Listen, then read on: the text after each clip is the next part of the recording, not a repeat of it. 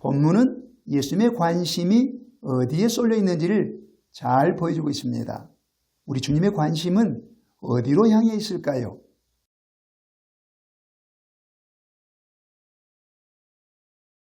30절 말씀을 보시겠습니다. 그곳을 떠나 갈릴리 가운데로 지날새 예수께서 아무에게도 알리고자 아니하시니, 이 구절에 가면 예수님과 12제자는 그곳을 떠나셨습니다. 여기서 그곳은 어디일까요?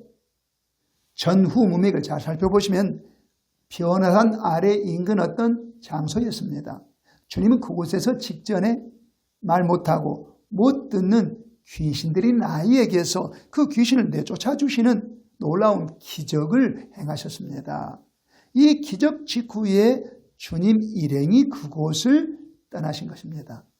그리고 이동 경로는 어떠했습니까?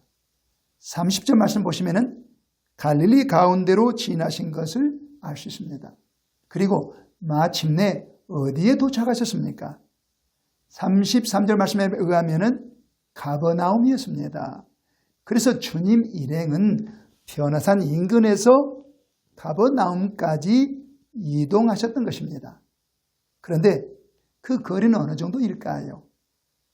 이를 알려면 우리는 먼저 변화산이 어떤 산인지 알아야 합니다. 현대 기독교 신학자들에 의하면 그 변화산은 곧 헤르몬 산이라고 얘기합니다. 주님 일행은 헤르몬 산에서 가버나움까지 이동하셨는데, 제가 지도를 보고 연구해 보니까 그 거리가 약 70km였습니다. 그리고 그 거리는 보통 사람이 걷는 속도에 의하면 이틀 내지 3일 정도 걸어야 할 거리입니다. 주님은 바로 이런 이동 경로를 거치셨는데, 그 이동 경로 중에는 당연히 많은 마을과 촌락들이 있었고 그곳에는 많은 사람들이 살고 있었습니다. 그런데 바로 그곳을 이동하신 과정에 주님께서 한 가지 특이점을 보이셨습니다. 무엇이었을까요? 30절에 의하면은 예수께서 아무에게도 알리고자 아니하시니라고 되어 있습니다. 바로 이것입니다. 주님께서는 그 이동 경로를 거치는 중에 그 어떤 사람에게도 자신의 소재를 알리려고 하지 않았습니다. 다시 말해서 예수님께서 의도적으로 사람을 만나는 것을 거부하셨다는 뜻입니다. 그 이유는 두 가지에 집중하시기 위함이었습니다. 여러분, 사람이 뭔가에 집중한다는 것은 곧 특별한 관심을 쏟는 것을 의미합니다. 예수님께서 특별히 관심을 쏟는 그 두 가지는 무엇일까요? 먼저 제자 교육입니다. 제자 교육. 31절 말씀을 보시면은 이는 제자들을 가르치시며라고 되어 있습니다. 주님께서 제자들을, 즉 12제자를 가르치신 일에 집중하시고자 다른 사람과의 만남을 의도적으로 피하신 것입니다. 이 구절에서 특별히 우리가 주목해야 할 동사가 있는데 그것은 곧 가르치다라는 동사입니다. 헬라의 원어 성경에 의하면 이 동사는 미완료 시제 동사입니다. 이것의 뜻은 곧 어떤 행위나 동작을 반복하는 것을 의미합니다. 그래서 변화산 아래에서 가버나움까지 이동하는 그 기간 중에 주님께서 반복적으로 제자들을 가르치셨습니다.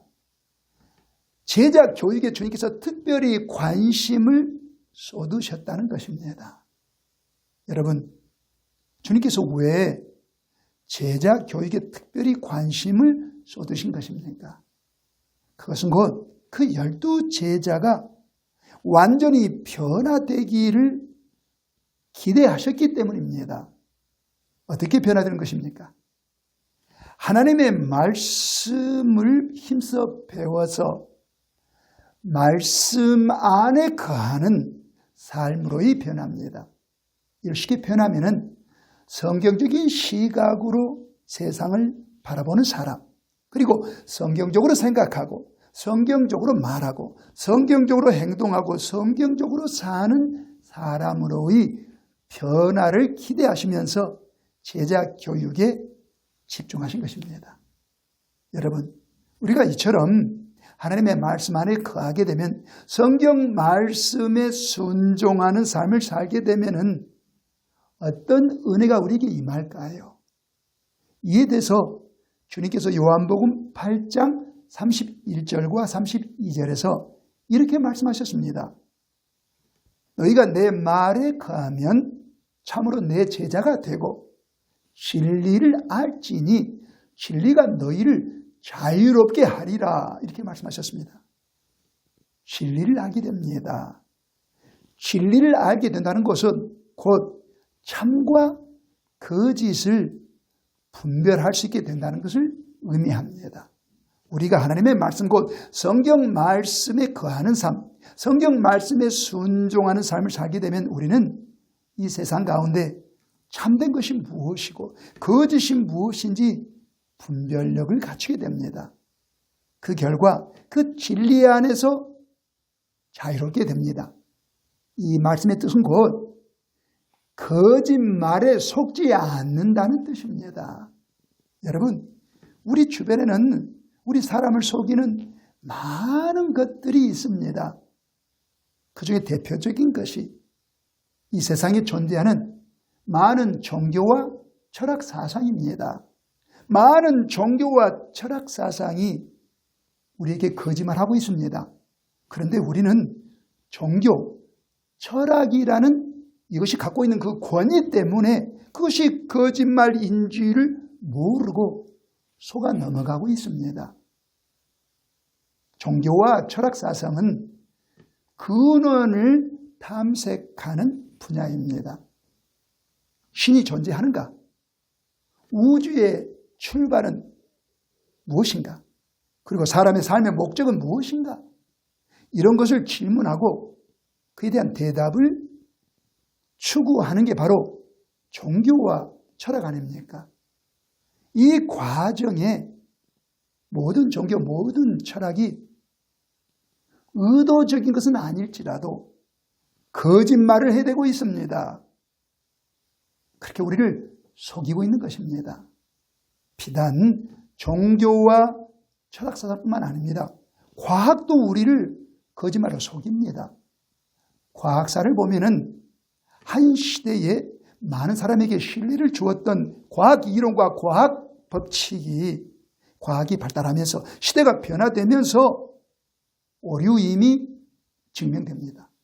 그렇게 되면은 그 과학 이론과 과학 법칙을 믿었던 사람들은 거짓말에 당한 것입니다.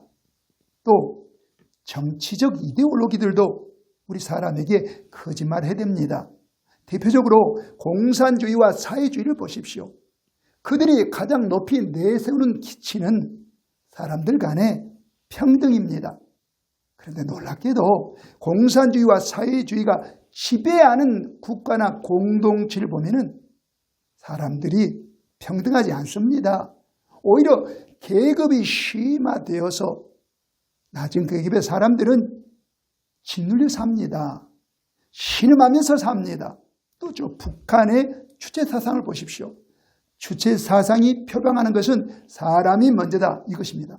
그런데 저 북한이 사람을 소중히 여기는 사회라고 여러분 생각하십니까? 사람을 파리 목숨처럼 취급하고 있지는 않습니까? 이렇게 우리 주변에 각종 종교, 철학, 과학, 정치적 이데올로기가 우리 사람을 속이고 있습니다. 다만 우리는 그것의 권위에 짓눌려 가지고 그것이 거짓말인지 분별도 못하고 그 거짓말에 당하면서 삽니다. 그러나 우리가 하나님의 말씀 안에 거하면, 성경 말씀에 순종하며 살게 되면은 분별력이 생겨서 무엇이 참되고 무엇이 것인지 알게 됩니다. 그리고 그 온갖 거짓말에 속지 않습니다.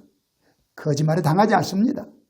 우리는 진리 안에서 자유함을 누리게 됩니다. 주님께서 12 제자로 하여금 그 주변의 모든 거짓말에 속지 않도록 하시기 위해서 진리의 말씀 안에서 자유를 누리며 살게 하시려고 제자 교육에 집중하셨던 것입니다. 여러분, 제자 교육은 예배와는 다른 것입니다. 그렇기 때문에 나는 주일날 예배를 잘 들으니까 이것이면 만족하지 않아? 아닙니다. 따로 교회를 통해서 제자 교육을 집중적으로 받으셔야 됩니다. 그래서 영적 분별력을 갖추고 여러분 모두 진리 안에서 자유롭게 살기를 원하는 것이 주님의 뜻입니다.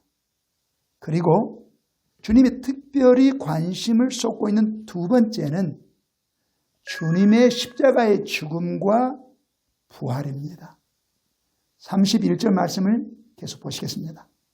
또 인자가 사람들의 손에 넘겨져 죽임을 당하고 죽은 지 3일 만에 살아나리라는 것을 말씀하셨기 때문이더라. 이 구절에서 인자는 예수님 자신을 가리킵니다. 그래서 예수님은 자신이 사람들의 손에 넘겨져 죽임을 당하고 죽은 지 3일 만에 살아나리라, 즉 부활에 대해서 제자들에게 말씀하셨습니다. 이때 우리가 특별히 주목해야 할 또 다른 동사가 있는데 그것은 곧 말씀하다는 동사입니다. 이 동사도 헬라의 시제에 의하면 미완료 시제입니다. 즉 주님께서 이 동작을 반복해서 하셨다는 뜻입니다. 주님께서 그 이동하는 중에 제자들에게 반복해서 예수님의 십자가의 죽음과 부활에 대해서 가르치셨습니다.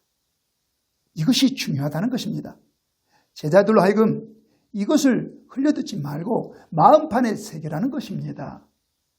이렇게 중요한 일에 대해서 제자들은 어떤 반응을 보였습니까? 32절 말씀을 보시겠습니다. 그러나 제자들은 이 말씀을 깨닫지 못하고 묻기도 두려워하더라. 제자들은 여러 차례 이 말씀을 배웠지만 그 뜻이 뭔지 깨닫지 못했습니다. 그렇다면 여러분, 제자들은 어떤 반응을 보였어야만 했습니까? 당연히 주님에게 여쭤봤어야 하죠.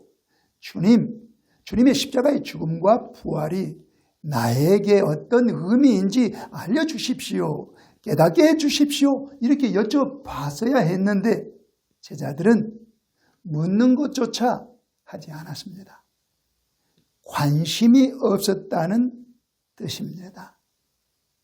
그렇다면 여러분 어떻습니까? 여러분 예수님의 십자가의 죽음과 부활에 대해서 관심이 있으십니까?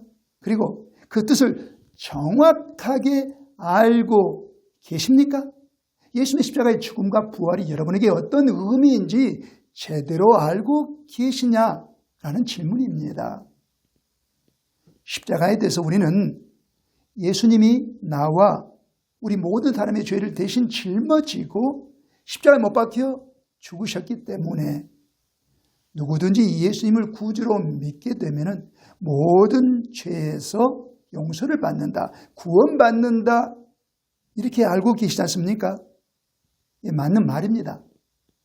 그러나 그것만으로는 부족합니다. 우리가 십자가에 대해서, 예수님의 십자가의 죽음에 대해서 좀 더 깊이 살펴보게 되면은 반드시 바울 사도처럼 고백하게 됩니다. 바울 사도가 성령의 감동을 받고 로마서 6장 6절 말씀에서 이렇게 선포합니다. 우리가 알거니와 우리의 옛사람이 예수와 함께 십자가에 못 박힌 것은 죄의 몸이 죽어 다시는 우리가 죄에게 종노릇 하지 아니하려 함이라. 이렇게 말씀합니다. 우리가 알거니와 우리의 옛사람이 예수와 함께 십자가에 못 박힌 것은, 이렇게 말씀합니다. 즉 예수님의 십자가를 바라볼 때 우리는 예수님 혼자만 십자가에 못 박혀 죽었다고 생각해서는 안 된다는 뜻입니다. 예수님의 십자가에는 저와 여러분, 예수님을 구주로 믿는 모든 그리스도인들 각자가 자기의 옛사람이 예수님과 함께 십자가에 못 박혀 죽었다고 그렇게 믿고 알아야 합니다. 바울사도가 그랬습니다.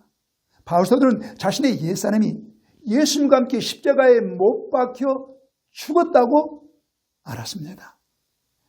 그렇기 때문에 바울사도는 죄의 유혹이 올 때마다 자기는 죄에 대해서 이미 죽은 사람이라 그런 믿음 때문에 죄의 유혹을 받지 않았고, 서로 죄의 유혹을 받더라도 죄와 싸울 수 있는 힘이 생겨서 죄를 이기면서 성결한 삶, 거룩한 삶을 살면서 주의 일을 했던 겁니다. 바울사도처럼 저와 여러분도 예수님의 십자가에 나의 옛사람이 예수님과 함께 십자가에 못 박혀 죽었다, 이렇게 알고 고백해야 예수님의 십자가의 죽음을 제대로 아는 것입니다. 우리가 이렇게 알고 고백할 때 우리도 바울사도처럼 죄의 유혹 앞에 강해지고 죄와 맞서 싸워 이기면서 성결한 삶, 거룩한 삶을 살 수 있게 되는 겁니다. 또 예수님의 부활에 대해서 여러분 잘 알고 계시죠? 예수님의 부활은 한마디로 소망과 관련이 있습니다. 죽음 이후에도 또 다시 사는 삶이 있다. 이게 부활 아닙니까? 그래서 우리 예수 믿는 사람들은 부활의 소망을 두고 살아야 합니다. 그렇기 때문에 우리가 이 땅에서 주를 위해 살다가, 하나님 나라를 위해 살다가 온갖 고난을 당하고 아픔을 당하고 피해를 당하고 손해를 당하고 힘들고 어려울지라도 죽음을 두려워하지 않게 됩니다. 죽음 이후에 영원한 삶이 우리 앞에 우리를 기다리고 있잖아요. 그래서 우리는 부활에 대해서 소망을 가지고 사는 삶을 살아야 합니다. 사랑하는 여러분, 제자 교육을 힘써 받으시기 바랍니다. 그리고 예수님의 십자가의 죽음의 의미를 정확하게 아시기 바랍니다. 그리고 예수님의 부활의 소망을 마음에 품고 사시기 바랍니다. 이것이 곧 예수님이 특별히 관심을 쏟고 계신 것입니다.